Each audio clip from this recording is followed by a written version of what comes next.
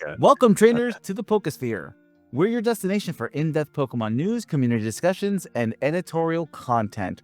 We're passionate about this franchise, and we're here to share our insights and connect with fellow fans. So let's talk gaming. So before we get started, I just want to apologize. We had a little bit of an issue with the audio track last episode, and unfortunately there were no signs during recording that we were having a problem. So if it happens again, I apologize ahead of time. This isn't an AI type of thing. It's just that our bot that we use to record our audio tracks was having apparent connection issues, and so yeah. But on the off chance that we are, again, I sincerely apologize for the quality of the audio, but unfortunately there's not much I can do about it past that. But moving into the topic of conversation today. So at the time of recording, there is a movement happening in the United Kingdom called Stop Killing Games. The front man for this particular movement is named Ross Scott. He's also known on YouTube as Accursed Farms. The topic at hand revolves around leaving games in a playable state upon the sunsetting of games such as The Crew, which spawned all of this.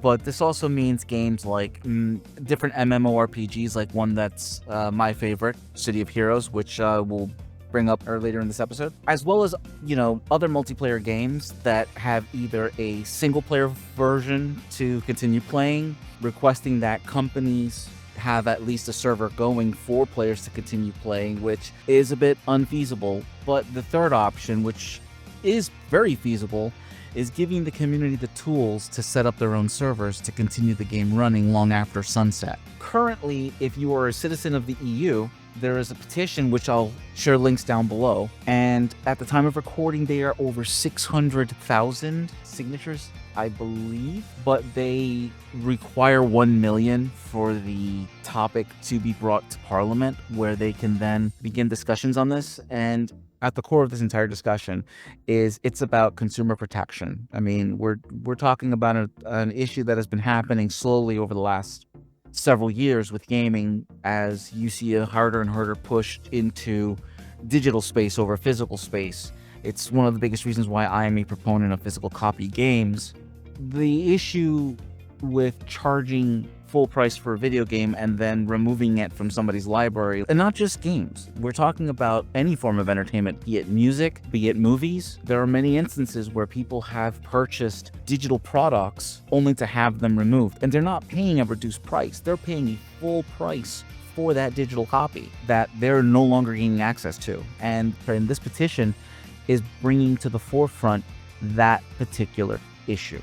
My thing is, in terms of like all these games coming out, right? Like, we're in that era now where like a lot of like the technology to improve these games, like visually and gameplay wise as well, is starting to become, I want to say, easier, maybe a little bit easier, and then becoming a lot more better.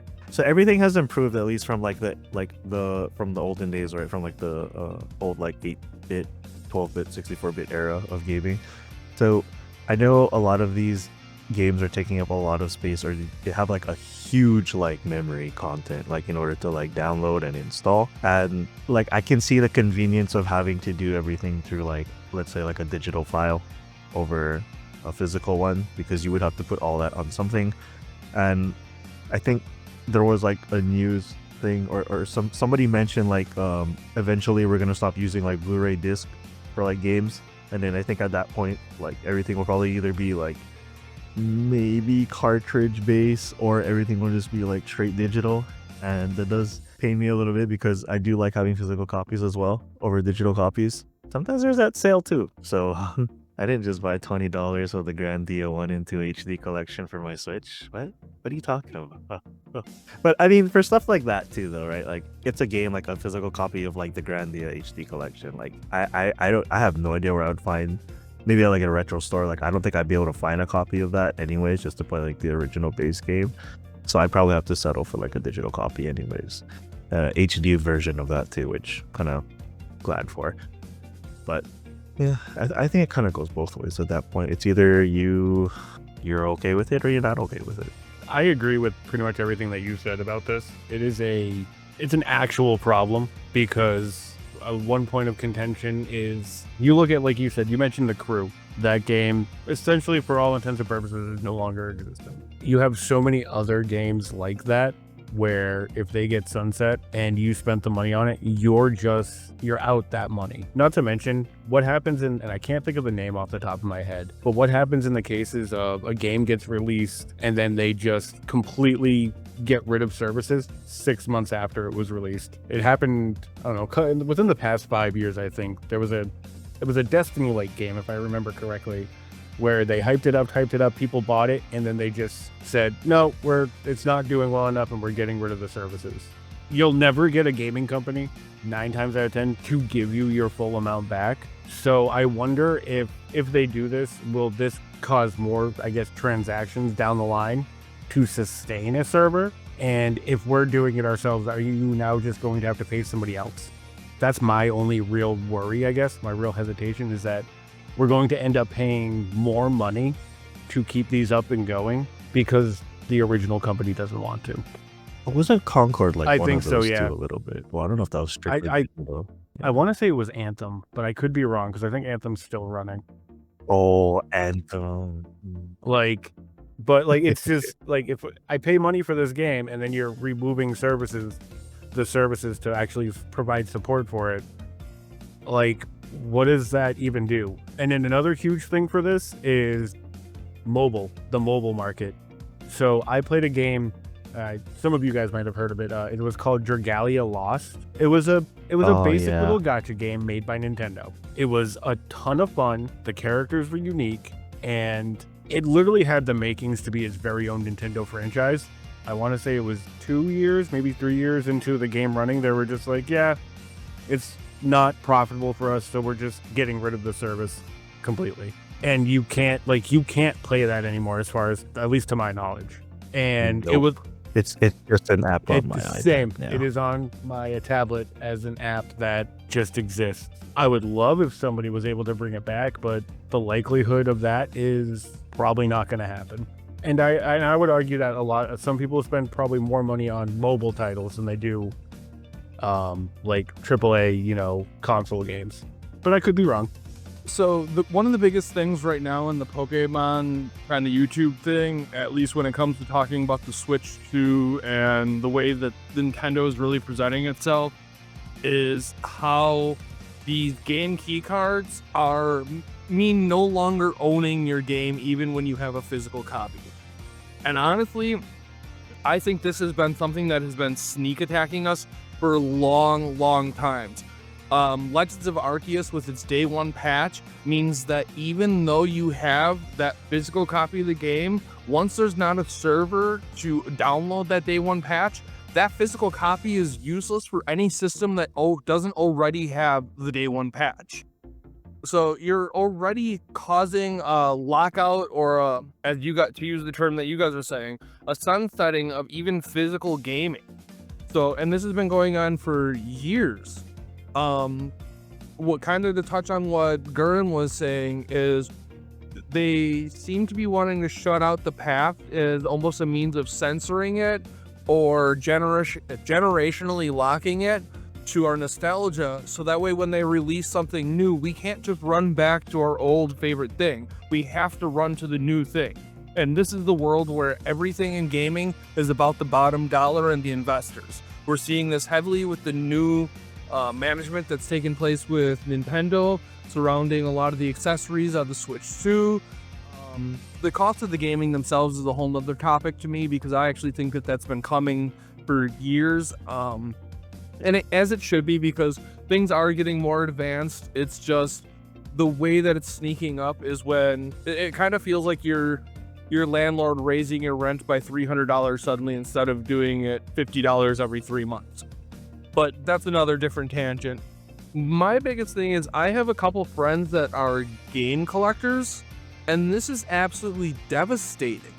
Like, I mean, when I say people who are game collectors, this is their core interest. If I had to tell you one key personality trait about these people, it would be that they collect and love the legacy preservation of gaming. And you are stripping this away from your fan base. And even as somebody who's not that well invested, I am absolutely tragically hurt, as the minor gamer as I am, to see this taking place. Mic drop. So I actually have something that I don't think people have actually thought about when you had mentioned that. What happens with all these digital codes? What happens to like game archivists? Like, where does that leave them? Like, how do you accurately contain and save a game if you're not allowed to pull that code? With them doing this, they're essentially killing the ability for you to take a game and preserve it. Like, there really is no game preservation at this point. It existed. We have, videos of it existing. Hey, we have playthroughs of it existing, but you can no longer play this game itself. Exactly the point that I was making is they're taking away, like, the game companies no longer care about leaving a legacy behind. They seem like they only care about the current dollar. Now your nostalgia is dependent on them doing a remaster or a remake.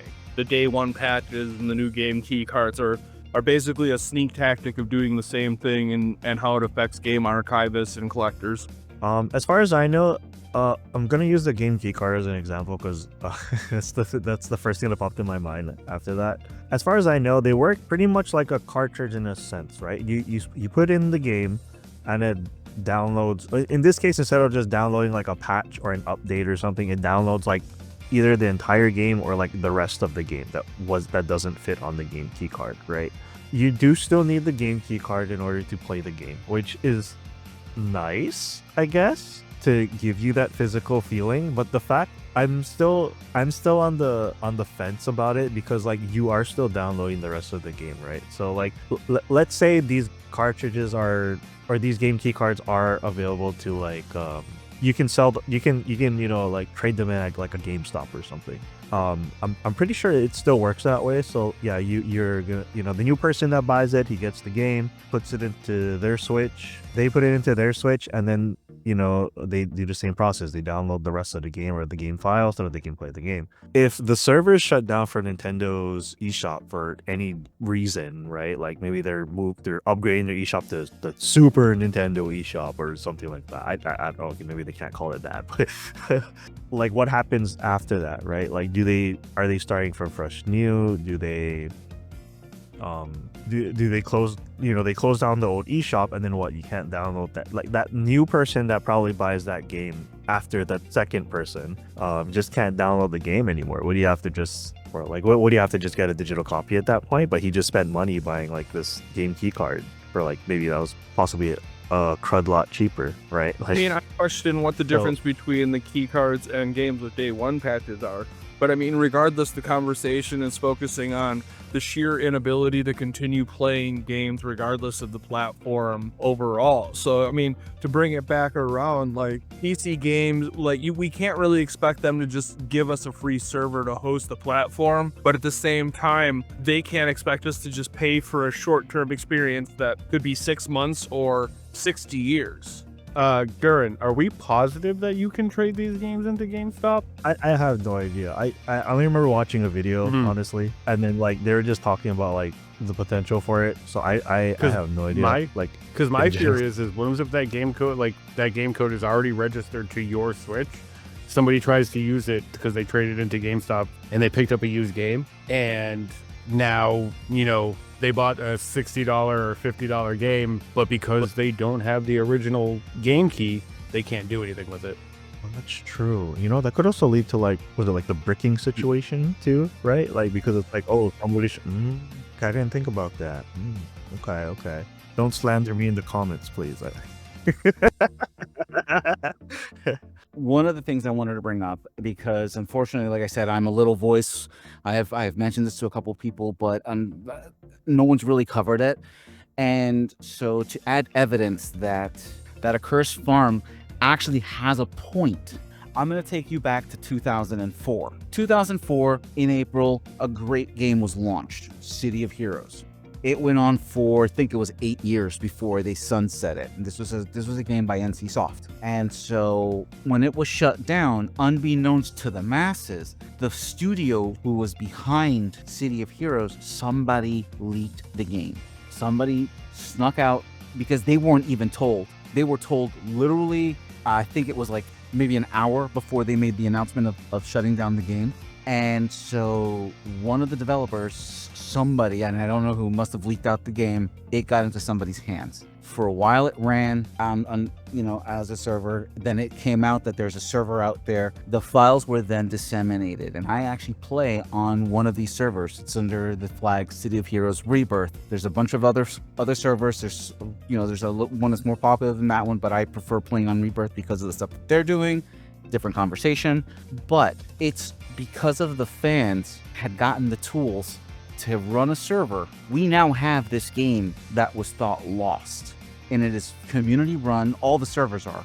They only ask for enough money to keep the lights on, so to speak, but other than that, all the development that's being done for the game, and there is active development being done for this game, it's all volunteer work. No one is making a dime off of this, but it was just for the love of the game. This is, I think, proof positive that what Accursed Farms is trying to say, this is the viability behind it. Because this particular server's been running for, I think, 3 years now. They've done a lot of great work. The other servers have been running for just a little bit longer, and they've all done some great work too. But Accursed Farms is trying to make the point that if the players are given tools, they'll keep the game going. They're not going to be making any money off of this, and the main companies will still garner a lot of goodwill. Not to mention, they can keep making profits in other venues, even if it's charging a small fee for, say, licensing rights to run the server, if that's what it comes down to, provided that they allow, players to be able to make up that money somehow, because running a server is not cheap, but it's no longer on the company's dime. I'm going to come at you from a more corporate standpoint when it comes to giving players the ability to, I guess, maintain the servers themselves. The issue that I see us as a community of gamers running into is a lot of times gaming companies, maybe any companies out there, they have proprietary software, proprietary assets that they might not want to get out into the general public. So I think the pushback that we will get there is, okay, cool, we'll try to do it, but you can't use any proprietary comments or proprietary items within that. So then when you're able to run the server, how much are you losing at that point? Because unfortunately, anything that, I guess, protects proprietary items would stop this almost instantly. So in this particular case, City of Heroes is totally shut down. There's nothing past what came for City of Heroes. Like, there's no City of Heroes 2, there's no City of Heroes World, no City of Heroes Remastered, none of that. NCSoft basically pulled the plug because NCSoft, I'm not gonna lie, they have a really bad habit of creating a game, and then as soon as things start to look like they're about to dip, they'll kill it real quick. There is a laundry list of games that they have made that they have killed. So like in this case, this isn't like a Guild Wars into Guild Wars 2 situation. This is a straight up, hey, this is a superhero MMORPG, one of the only ones that's out there. All right, cool, we're just gonna go ahead and kill it. And there's been nothing since. And so the community behind it had done a lot to try and save this game. Like, I remember campaigning so hard for it in my youth just to try and keep the lights on for it, and even saying, hey, this game went free to play and people are still pouring money into it on the regular for monthly subscriptions. So one thing that I want to jump in and ask real quick is the game source code released to the public in any fashion? Is it possible for somebody to reignite such a game, kind of like how we're seeing happen in fan-made ROMs and emulators? Well, like I said, the server I've been playing on is a public server. They make no money, and they've been around forever. These are just passionate players who have gotten hold of the code to run the game itself, and then they have created the tools to help implement, to create new assets for their server, which, after a certain point, they freely share to other servers, is my understanding, for the most part. And the servers have a choice of either implementing those changes or not on those other servers. No one makes a dime off of this. No one is charged any form of money. But this is just like my example of, hey, life after sunset, because the main company isn't making any money off of the IP anymore. They, for the most part, abandoned it. But what's going on in this case is that the player base who remembers playing this game, who loved this game, got together to just keep it going, keep it alive, and inviting new players to come in and enjoy the game that came out, what now, 20 years ago? God, it's been so long. So old. It's retro Yeah, right. now. I was gonna say, and yeah, we did have a slight run-in with NCSoft over this. They were not too thrilled to know that we had the source codes, but at this point, they've pretty much just kind of agreed to let it be, so long as we aren't egregious with, as long as the servers aren't egregious with profiting off of their IP. So I think as long as it's just enough to cover the lights and maintenance fees, they don't really care. But once people start making a profit, that's where I think they're going to have an issue with it. I don't know if that answers the question. Yeah, that covers it. I mean, so my other point of contention with this is if it's able to go through, it might come with it's one of those careful what you wish for moments, I guess I would call it. Even if they get this to go, you might start seeing a lot of companies not wanting to give up the, I guess, server code or, anything like that, to where we might see a World of Warcraft retail version and World of Warcraft classic I guess, situation where they're like, well, if all these people want to play this game, we'll run one server. Oh, but by the way, here's our subscription model for you to have access to it. So yeah, we got what we wanted, but at what cost? You know what I mean? Right, but we're talking about games that are going to completely sunset with nothing to fill that void. So in this case, there is no Crew 2 to move on to. There's no City of Heroes 2 to move on to. So if you're just going to flat out abandon the IP altogether and you still have a following, I mean, there's so many ways that these companies can handle this particular situation.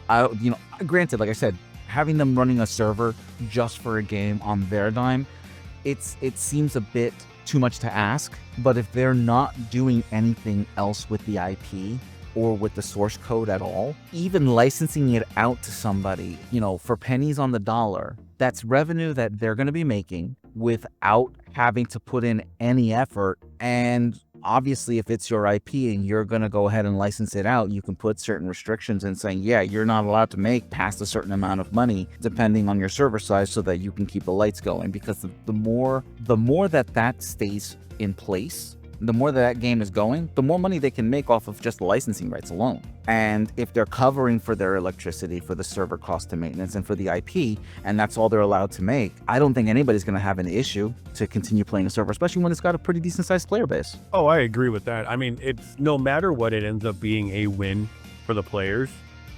Because let's face it, this type of thing has been happening for years. I know, at least I believe, Draco, you and I are in the older camp of people for the most part within both of our respective discords, and the amount of games you and I have seen come in and leave and come in and leave, like I said, it's no matter what, if it goes through, it's a win. It's just, and I don't necessarily think it on the EU side. I am more so thinking on the American side, where, let's face it, capitalism reigns supreme, and how it can be twisted, I guess, on our side of things. Oh, agreed.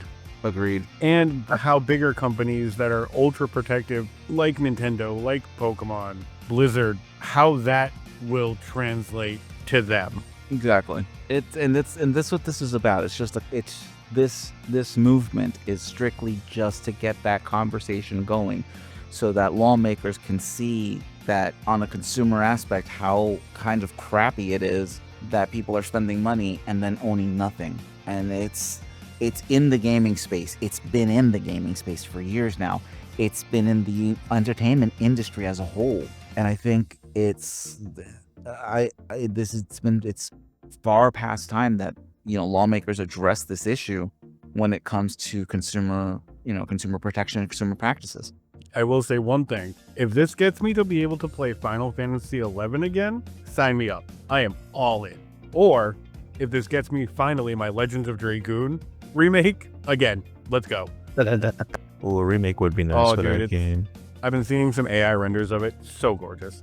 We have a Discord. We're also on X and we're on Blue Sky. Links down below. Come check us out. with that, we'll close up this episode. What are your thoughts about this for the Stop Killing Games movements?